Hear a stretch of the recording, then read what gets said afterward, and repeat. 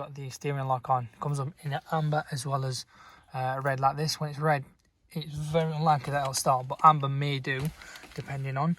So we'll reset the ELV, which is the starter lock. And if I'm using this tool, what you'll need to do, what I tend to do, is come out of this. So it's in service, and then you go into the powertrain, the CAS, and I reset every single one of them that you just saw earlier, and that should start everything back up. Here we go, that's reset.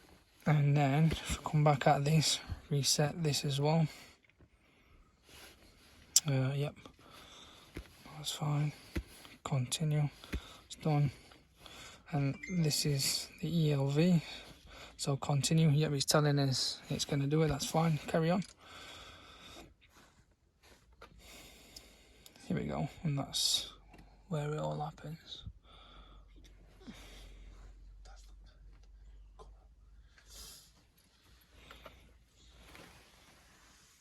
As you can see, everything's flickered, so that's all right, that's all good. If you come out of it, it says completed. However, you might think it's not done it, so what you need to do, take the key out,